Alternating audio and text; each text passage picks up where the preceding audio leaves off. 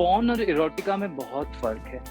Pornography में हम ejaculation दिखाते हैं, स्पर्म्स दिखाते हैं। इरोटिका में ये सब नहीं है। इरोटिका में सजेस्टिव सेक्स होता है, रियल सेक्स नहीं होता। कहा जाए तो ऐसी कितनी फ़िल्में बन चुकी हैं पहले बॉलीवुड में भी। इमरान हाशमी, जॉन इब्राहिम, इवन रणबीर कपूर ने अपना बम दिखाया था सांवरिया में, मंदाकिनी, सब बड़े-बड़े लोगों ने किया है। तो मुझे कभी लगा ही नहीं कि मैं कुछ अलग कर रहा हूँ, कुछ मुझे पापा देखते हैं तो सोचते हैं कि ये बेकार है, अनएम्प्लॉयड है, ये कुछ नहीं कर रहा है, बेरोज़गार है। मैंने इतना सारा काम भी कर लिया है। उनकी नज़रों में तो मैं अभी भी यूज़लेस ही हूँ।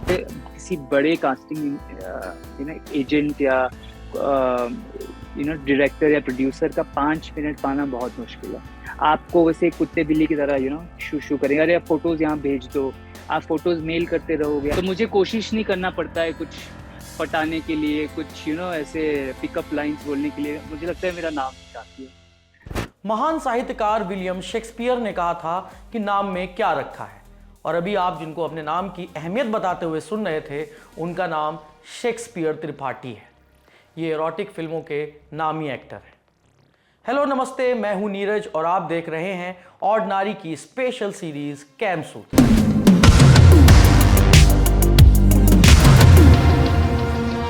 इस खास सीरीज के जरिए हम एरोटिक या अडल्ट फिल्म्स की दुनिया के अनछुए सच आप तक पहुंचा रहे हैं।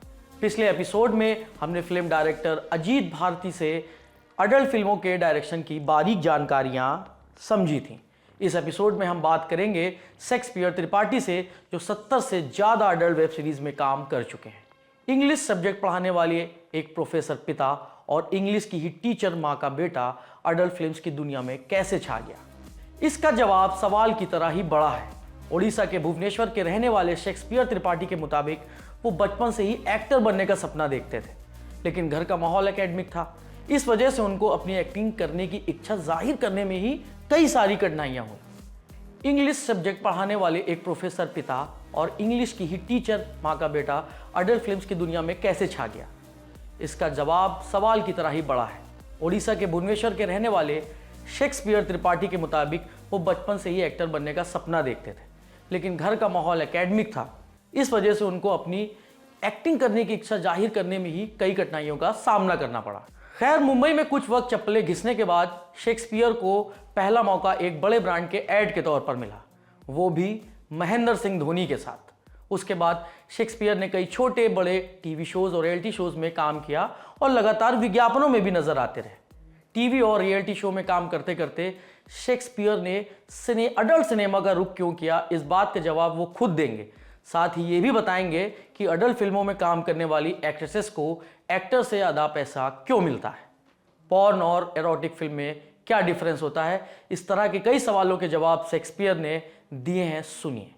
हर नाम की एक कहानी होती है, तो ये नाम आपका किसने रखा और इस नाम से कभी आपको कोई फायदा हुआ है? मेरे फादर इंग्लिश प्रोफ़ेसर हैं, उन्होंने पोस्ट डॉक्टरेट की है इंग्लिश लिटरेचर में। मेरी मदर भी एक इंग्लिश टीचर हैं स्कूल में। तो हमारे घर में बहुत इंग्लिश लिटरेचर का इन्फ्लुएंस रहा है। तो जब मेरे मम्मी-डैडी का लव मैरिज हुआ था, तो मेरे फादर मेरे मदर के टीचर थे, प्रोफ़ेसर। तो कुछ जब वो लोग मिले, उनके हाथ में शेक्सपियर का बुक था। तो उन्होंने तब प्यार हुआ, शादी हुआ, फिर सोचा कि अगर हमारा कोई लड़का होता है तो उसका नाम शेक्सपियर रखेंगे। और मैं हुआ और मेरा नाम शेक्सपियर है। और फ़ायदे मुझे हमेशा हुआ है इस नाम से। कहीं भी जाता हूँ, बचपन से लेके आज तक, कॉलेज में, स्कूल में इंस्टेंट अटेंशन मिलता है, इंस्टेंट लोग मेरा नाम सुनते ही कभी भूल नहीं पाते हैं। और भगवान की कृपा से देखने में भी ठीक-ठाक हूँ, तो लोग मेरा नाम, मेरा पर्सनैलिटी याद रखते हैं। तो कभी भी अगर मैं किसी रेस्टोरेंट में हूँ, बार में हूँ या मैं ट्रैवल कर रहा हूँ बाहर फॉरेन कंट्रीज़ में, तो जैसे ही मैं बोलता हूँ कि मेरा नाम शेक्सपियर है, तो इंस्टेंटली मेरे दोस्त भी बन जाते हैं। तो मुझे कोशिश नहीं करना पड़ता है कुछ पटाने के लिए, कुछ ऐसे पिकअप लाइन्स बोलने के लिए। मुझे लगता है मेरा नाम ही काफ़ी है। मतलब देखा जाता है कि जो एकेडमिक फील्ड के बच्चे होते हैं, अगर वो कहते हैं अपने अपने मॉम-डैड से कि मुझे एक्टिंग फील्ड में जाना है, तो बड़ा उसके लिए बहुत विरोध शुरू हो जाता है घरों में। आपकी जर्नी कैसी थी इसमें? मतलब आपने कैसे अपने घरवालों को कन्विंस किया कि मुझे एक्टिंग फील्ड में जाना है? बहुत मुश्किल था मेरे लिए, क्योंकि मैं आई am a good student also. तो मैं जब कॉलेज में था, मैं टॉपर था मेरे स्टेट में इंग्लिश लिटरेचर में। तो बहुत मुश्किल था पापा को कन्विंस करना कि मैं एक एक्टर बनूँगा, और उनका पहला सवाल ये था कि तुम मुंबई में एक्टर बनना क्यों चाहते हो? फिर वहाँ पे तुम अपने आप को सर्वाइव कैसे करोगे? तो बहुत प्रैक्टिकली हमें बहुत लड़ना पड़ा। मेरी मम्मी का पहला रिएक्शन था, तुम एक एक्टर बनना चाहते हो? लाइक लाइक ऐसे बोला मुझे, तुम आर्टिस्ट बनोगे?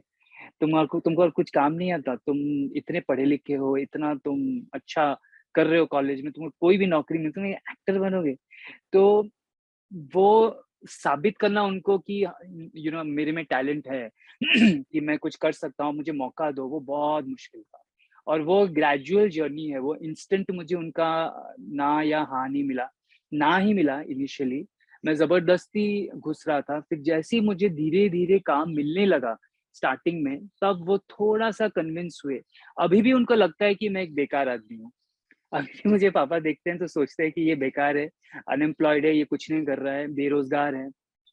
अभी तक मतलब इतना टाइम हो गया है, मैंने इतना सारा काम भी कर लिया है, उनकी नज़रों में तो मैं अभी भी यूज़लेस ही हूँ। फिर हर दिन हजारों लोग एक्टर बनने का सपना लेके मुंबई आते हैं, जी। और जिनमें से कई लोग ऐसे होते हैं जो फिल्म सिटी के चक्कर ही काटते हैं और ऑडिशंस देते ही देते थक जाते हैं।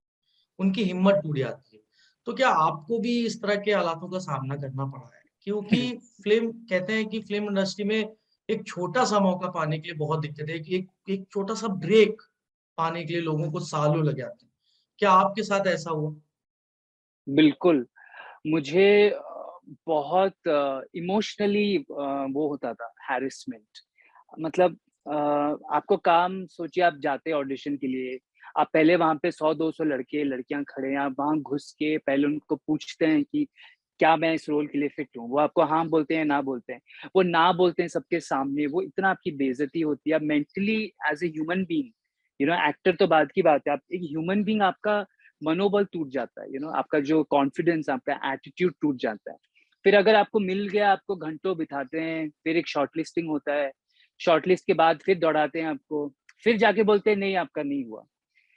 तो ये मेरे साथ बहुत हुआ, पर लकीली मेरा जर्नी थोड़ा अलग भी है, क्योंकि मेरा जो पहला ऑडिशन था, मैं उसी में सिलेक्ट हो गया था और मुझे वो एड मिल गया था, बिग बजट एड था, महेंद्र सिंह धोनी के साथ था। पर क्या है ना कंसिस्टेंसी नहीं है।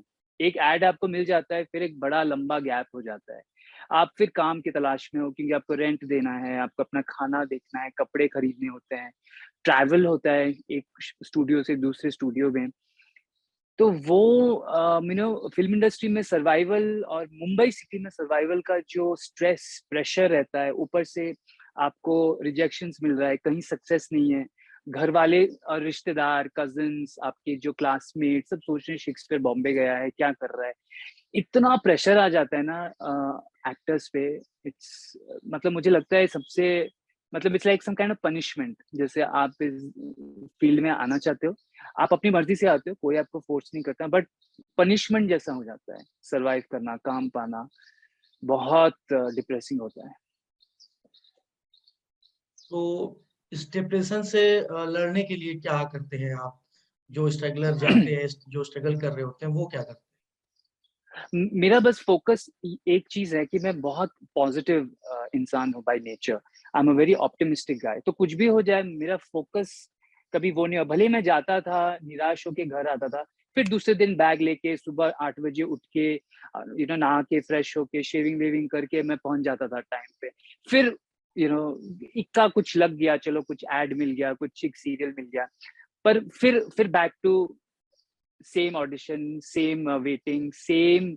मेरे तो ऐसे ही बहुत टाइम वेस्ट हुआ है, और यही है, ये साइकिल है, ये कभी खत्म नहीं होता, यू नो और वही है, तो आप जाओ, अगर आपको किसी ने बोल दिया कि हाँ, आप वेट करो, बस वही काफ़ी है। वही आपको कास्टिंग डायरेक्टर बोल देता है ऑडिशन में, हाँ, हाँ, आप रुको, रुको, शेक्सपियर आप रुको, आपका लुक जा रहा है। तो वही सुन के सब भूल जाते हैं, सारा जो नेगेटिविटी 2-3 दिन से चल रहा है, सब चला जाता है, फिर हम फ्रेश हो जाते हैं। फिर एक ऑडिशन देते हैं, वो डायरेक्टर बोलता है ऑडिशन अच्छा गया, बस आपको लगता है कि फ़िल्म फेयर अवार्ड मिल गया है आपको। खुश होके आप मैं घर आ गया, फिर दूसरे दिन की तैयारी। तो कहा ये जाता है इंडस्ट्री में, या लोगों की एक एक ऐसी आम सोच है कि जो एक्टर बनने का सपना लेके मुंबई आते हैं, चाहे एक्टर हो चाहे एक्ट्रेसेस हों, उनको जब काम नहीं मिलता है और जब वो उनको बड़ा काम नहीं मिलता, उनको ब्रेक्स नहीं मिलते हैं, उनको शूट नहीं मिलते हैं, तो वो इन फिल्मों की ओर रुख करते हैं। इन फिल्मों का इसलिए मैं कह रहा हूँ, अडल्ट फिल्मों को अभी भी हमारे यहाँ बहुत मतलब तवज्जो नहीं दी जा रही है। बिल्कुल, बिल्कुल। ठीक है, देख रहे हैं लोग उसे, बहुत व्यूज हैं उनके, लेकिन लेकिन क्या ये मतलब इसके पीछे क्या है? जो इन लोगों की एक आम राय बनी है कि जिनको काम नहीं मिलता वही ये फिल्में करते हैं। ये बात सच है कि आपने जो कहा ये 100% सच है। आई थिंक मुझे अगर लगातार काम मिलता टेलीविज़न में, फ़िल्म्स में, मैं शायद इस जॉनर में आता नहीं। तो और एक्टर को क्या होता है ना, आपको रोज़ काम चाहिए, आप घर पे नहीं बैठ सकते। घर पे बैठेंगे तो घरवाले आपको ऐसे देखते हैं कि बेकार बैठा है। तो आप चाहते हो, मतलब कोई आपको कुछ बोलता नहीं है, बट आपको लगता है ये आपकी रिस्पॉन्सिबिलिटी है। तो वो मेरे साथ भी हो रहा था कि क्योंकि इंडस्ट्री में जो लोग बाहर से आते हैं ना, उन पे इतना प्रेशर होता है और काम मिलना इतना मुश्किल है, मेरे हिसाब से। अब चलो थोड़ा-सा वेब सीरीज़ के चक्कर में लोगों को थोड़ा काम मिल रहा है, एक्टर्स को। बट मैं जब स्टार्ट कर रहा था 6-7 साल पहले, तभी सिर्फ़ या तो टेलीविज़न या तो एड्स। फ़िल्म्स तो आप भूल जाओ। फ़िल्म्स मतलब जैसे इम्पॉसिबल। बहुत मुश्किल से कोई छोटा कैरेक्टर, कोई किसी दोस्त का, किसी रिश्तेदार का मिलेगा। लीड रोल्स तो बहुत मुश्किल है। बहुत लॉबी होता है, बहुत नेपोटिज़्म होता है, बहुत कुछ है, सबको पता है। अ, तो जैसे मुझे काम मेरा ये बंद हो रहा था और लॉकडाउन लग गया था सीवियर 2020 में, और एक्टर्स सब डिप्रेशन में जा रहे थे। मेरे कितने दोस्त घर छोड़ के चले गए, मतलब मुंबई छोड़ के चले गए, अपने-अपने शहर चले गए। कुछ लोगों ने तो सुसाइड कर लिया डिप्रेशन में। तो मैं भी कहीं न कहीं सोच रहा था कि मैं क्या करूँ? मेरा फ्यूचर क्या होगा? वैसे तो काम मिल नहीं रहा था पहले, और अभी चलो कुछ ऑप्शंस आ रहे हैं, तो मैंने कंसिडर किया। मुझे बहुत टाइम लगा कन्विंस करने में। मुझे स्क्रिप्ट्स भेजे गए, मुझे बोला गया कि आपका ऐसा सीन्स है, लीड रोल है। तो जैसे ही कोई बोलता है कि लीड रोल है ना, मैं एकदम एक्साइटेड हो जाता हूँ, चलो हीरो का रोल है। तो मैंने ऐसे करते-करते हाँ किया, और बस 1-2 फ़िल्म से मैं बहुत हिट हो गया और लगातार काम आने लगे। मैं सोच नहीं रहा था कि ये कोई अलग जॉनर है, क्योंकि आप देखा जाए तो ऐसी कितनी फ़िल्में बन चुकी हैं पहले बॉलीवुड में भी। इमरान हाशमी, जॉन इब्राहिम, इवन रणबीर कपूर ने अपना बम दिखाया था सांवरिया में, मंदाकिनी, सब बड़े-बड़े लोगों ने किया है। तो मुझे कभी लगा ही नहीं कि मैं कुछ अलग कर रहा हूँ, कुछ अलग जॉनर में मैं जा रहा हूँ। आपको क्या कोई रिग्रेट है कि मैं ये काम करूँ? नहीं, मुझे कोई रिग्रेट नहीं है। इनफैक्ट जो मुझे 8 साल में जो रिकॉग्निशन मुझे नहीं मिल रहा था, अब मुझे वो हर जगह मिलता है। मैं कोई भी एक कॉफ़ी शॉप में जाता हूँ, क्लब में जाता हूँ, इवन मेरा गाड़ी का जो गाड़ी वाला अभी आता है ना मैकेनिक, वो भी बोलता है, "सर, मैंने आपकी फ़िल्में देखी है।" तो कहीं न कहीं एक एक्टर को क्या चाहिए? रिकॉग्निशन चाहिए। आपको लोग बोलें कि हमने आपका काम देखा है, आपका काम अच्छा है।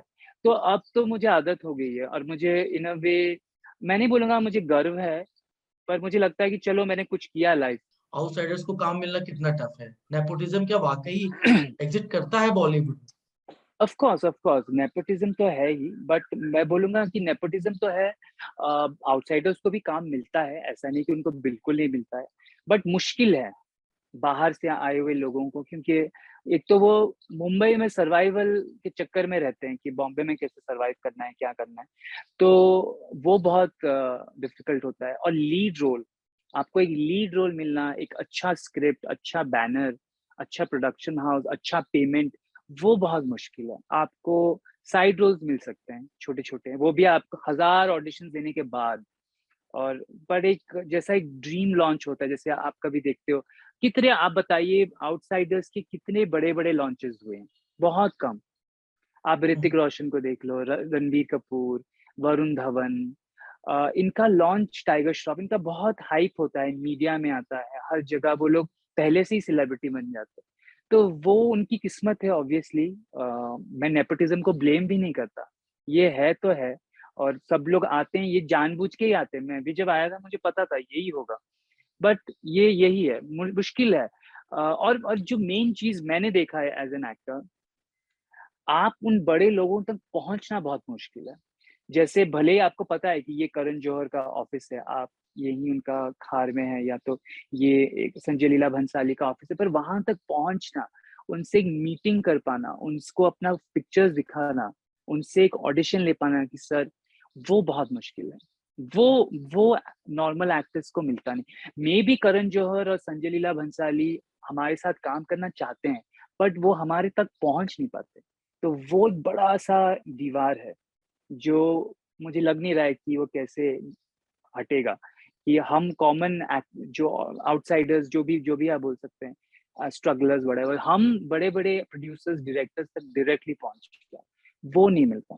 दैट आप अपने पोस्ट पे कमेंट्स पढ़िए, अपने सोशल मीडिया के पोस्ट पे, तो आपको फैन है आपके, लेकिन कई जी। लोग आपको अडल्ट स्टार और पॉर्न स्टार का दर्जा दे चुके हैं। तो अपने फैन्स से, जो आपके रियल फैन्स हैं, या जो इस तरह का आपको टैग दे रहे हैं, टैगिंग कर रहे हैं, उनसे आप क्या कहना चाहिए? पहले-पहले तो मुझे बहुत बुरा लगता था। ऐसा लगता था कि किसी ने मुझे बहुत ज़ोर से थप्पड़ मारा है। बट मैंने देखा यही हो रहा है। मैं कितने लोगों को समझाऊँ, मैं कितने लोगों को लेक्चर दूँ कि मैं ऐसा नहीं हूँ, मैं एक नॉर्मल एक्टर हूँ। मैंने एक मूवी भी की है प्रेम चोपड़ा, संजय मिश्रा के साथ। तो कि कैसे समझाऊँ, कितनों को समझाऊँ? तो अभी और मुझे फ़र्क नहीं पड़ता। अभी मुझे बोलते हैं चलो अडल्ट फ़िल्म स्टार बोलते हैं ना, स्टार बोलते हैं। टीवी स्टार है, कोई फ़िल्म स्टार है, कोई मूवी स्टार है, कोई सोशल मीडिया स्टार है। तो चलो मुझे अडल्ट फ़िल्म स्टार बोलते हैं। तो मैं उसी में अभी मैंने ओके कर दिया है और मैंने इतना मैं लड़ रहा हूँ लाइफ़ में, अपने करियर में स्ट्रगल इतना है कि मेरे पास अब टाइम नहीं है। कि लोगों को जाके बोलना, उनको समझाना, मुझे लगता है जो जो उनको लगता है और देखिए सबका इमेज बन जाता है। इनफैक्ट अभी मैं एक इंटरव्यू देख रहा था जहाँ पे कंगना रनावत ने उर्मिला को भी बोला कि she is a soft porn star. सोचिए इतनी बड़ी एक्ट्रेस है ये उर्मिला। उसको भी लोगों ने कंगना रनावत ने बोला ट्विटर पे या किसी इंटरव्यू में कि वो एक सॉफ्ट पॉर्न स्टार है। तो आपका इमेज बहुत जल्दी बन जाता है। आप एक्शन हीरो बन जाते हो, आप किसिंग हीरो बन जाते हो, आप ड्रामा करते हो। तो मुझे लोगों ने ज़्यादा करके ऐसी फ़िल्मों में ही अ, कनेक्ट किया है। जैसे आप अगर मेरा करियर देखेंगे, मैं भगवान श्री राम बना हूँ, मैं श्री कृष्णा बना हूँ। तो जब भी मैं वो वाले फ़ोटोज़ डालता हूँ, किसी को अच्छा नहीं लगता, कोई कमेंट्स नहीं करते, कोई लाइक्स नहीं देते, कोई वायरल नहीं जाता। जैसे एक शर्टलेस फ़ोटो डालता हूँ, भर-भर के लाइक्स, कमेंट्स, तो मैंने कहा लोगों को भी यही चाहिए। पॉर्न मूवीज़ और एरोटिक मूवीज़ के डिफरेंस को लेकर लोगों में बड़ी कन्फ्यूज़न है। इसको हुँ। समझाइए, आप एक एक्टर हैं, आप अडल्ट मूवीज़ में काम कर रहे हैं, तो उसका फ़र्क क्या है? पॉर्न और इरोटिका में बहुत फ़र्क है। पोर्नोग्राफ़ी में हम इजैकुलेशन दिखाते हैं, स्पर्म्स दिखाते हैं, इंटरकोर्स दिखाते हैं, अंदर-बाहर दिखाते हैं। इरोटिका में ये सब नहीं है। इरोटिका में सजेस्टिव सेक्स होता है, रियल सेक्स नहीं होता। उसमें जो होता है कैमरा एंगल्स होते हैं, चीट शॉट्स होता है। एंगल्स ऐसे होते हैं कैमरा के कि ऑडियंस को लगेगा कि रियल सेक्स हो रहा है और लोग एक्साइटेड होते हैं। तो ये फ़र्क है। आप बहुत सारी फ़िल्मों में भी देखे होंगे महेश भट्ट की, राम गोपाल वर्मा की, सब में इरोटिका होता है। तो इरोटिका और पोर्नोग्राफ़ी कंप्लीटली डिफरेंट है और ये मेन चीज़ है कि लोगों को लगता है कि ये रियल सेक्स हो रहा है, but it's all camera techniques. ये इरोटिका है। एक एक कहा, जैसे मैंने आप कहीं और भी मैंने आपको बोलते सुना कि जो एरोटिक मूवीज़, जो एडल्ट मूवीज़ की इंडस्ट्री है, इसमें एक्टर्स को ज़्यादा पैसे मिलते हैं एक्टर के कंपेयर में। तो आपका क्या ये मानना है कि इस मतलब एरोटिक मूवीज़ इंडस्ट्री में मेल जो एक्टर है, उनको क्या खास तवज्जो नहीं दी जाती? राइट, ये बात सच है। क्योंकि मुझे ऐसा लगता है कि हमेशा लड़कियों को ज़्यादा पैसे मिलने चाहिए, चाहे वो कोई भी डिपार्टमेंट हो। उनका मेरिट के हिसाब से ऑब्वियसली कि अगर वो डिज़र्व करते हैं तो उनको मिलना चाहिए। मेरे हिसाब से एरोटिक इंडस्ट्री में भी लड़कियों को ज़्यादा मिलता है और मिलना चाहिए क्योंकि वो लोग यूजुअली ये सब फ़ीस के लिए करते हैं। और लड़कों का क्या होता है कि आप देखिए, आप भी जब कोई फ़िल्म देखते हैं, चाहे आप फ़ॉरेन की कोई पॉर्न मूवी देख रहे हैं या कोई कुछ भी आप देख रहे हैं, आप जब भी जैसे ही रोमांटिक सीन स्टार्ट होता है या बेडरूम सीन होता है, आप लड़की पे फ़ोकस करते हैं क्योंकि ये आदमी का नज़रिया है, वो औरत को ही देखता है। तो ये फ़िल्में सब औरत के पॉइंट ऑफ व्यू से बनती हैं। तो ऑब्वियसली इसमें ज़्यादा करके जो सीन्स और काम होता है, वो लड़की का होता है। तो इसीलिए लड़कियाँ बहुत जल्दी इस लाइन में फ़ेमस हो जाती हैं। जैसे अगर मर्डर फ़िल्म आई, तो मल्लिका शेरावत ऐसे तुरंत हिट हो गई। इमरान हाशमी ने बहुत बहुत फिल्में कर करके वो बाद में किसिंग किंग जो उनको बोलते हैं बने, सीरियल किसर जो भी। और मल्लिका शेरावत हो, बिपाशा बासु हो, कोई भी सेक्स सिंबल को आप देख लो इंडस्ट्री, वो लोग ऐसे ओवरनाइट स्टार बन जाते हैं। क्योंकि जब भी कोई ऐसा सीन स्टार्ट हो रहा है ना कोई भी, तो आप लड़की को देख रहे हो, मैं एक स्ट्रेट पॉइंट आदमी के पॉइंट ऑफ व्यू से बोल रहा हूँ, तो लड़की को देख रहे हो तो लड़कियों को इसमें ज्यादा काम मिलता है, कामयाबी मिलती है। आप अपनी को स्टार को कैसे मतलब इजी फील कराते हैं as an actor intimate scene के लिए? बेसिकली हाँ, बेसिकली उनको पता होता है जब उनकी कास्टिंग होती है कि आपके ऐसे सीन्स रहेंगे, किसिंग सीन्स हैं या जो भी लव मेकिंग सीन्स है, बेडरूम सीन्स हैं, तो उनको पहले से पता होता है। और मैंने कई बार सुना भी है कास्टिंग करते वक्त उनको स्टेप बाय स्टेप बताया जाता है कि ऐसा शॉट है, आप ऐसा रहेंगी, वो लड़का ऐसा आएगा, आपके ऐसे सीन्स होंगे, कैमरा ऐसा होगा, तो उनको पहले से पता होता है। तो जब सेट पे आते हैं, हम स्क्रिप्ट्स पढ़ते हैं, हम रिहर्सल करते हैं, तो डायरेक्टर हम दोनों को बिठा के बता देते हैं कि ऐसा सीन है, आप लोग बताइए आप लोग कैसे कंफर्टेबल है, कैसे इसको आप अच्छे तरीके से करेंगे। तो वो एक डिस्कशन होता है कि कौन कितना कंफर्टेबल है। अगर जैसे किसिंग सीन हो रहा है, अगर लड़की को थोड़ा शर्मा रही है, तो हम लोग उसको ऐसे दिखाते हैं कि किस हो रहा है पर रियल नहीं हो रहा है, किसी को टंग में टंग डालने में थोड़ा वो हो रहा है, टच करने में शायद, तो हम लोग ये क्लियर कर लेते हैं पहले से कि ऐसा ऐसा सीन है और ऐसा रिक्वायरमेंट है। और मैं हमेशा एज ए को एक्टर तो दूर की बात, as a friend, as a colleague, मैं उनको हमेशा ये पूछता हूँ कि आप कंफर्टेबल है, आप आर यू ओके, आप कर रहे हैं, आपको कोई प्रॉब्लम नहीं है, आपकी फैमिली, आप मैरिड हैं, अनमैरिड है, बॉयफ्रेंड है। तो हम लोग ये कॉन्स्टेंटली बातें करते हैं और मेरा रिस्पॉन्सिबिलिटी रहता है कि उनको कंफर्टेबल करना। जो आज तक आप अपने मॉम डैड से कह नहीं पाए कभी, तो आप हमारे जरिए उनसे कुछ कहना चाहें?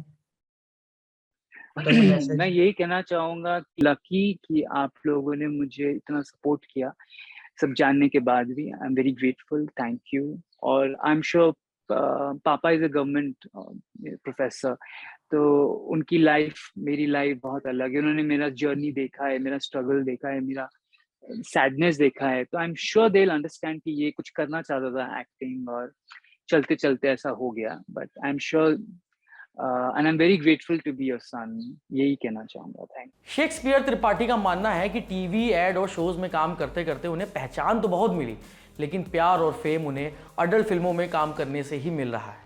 आपको कैमसूत्र का ये एपिसोड कैसा लगा, कमेंट बॉक्स में ज़रूर बताएं।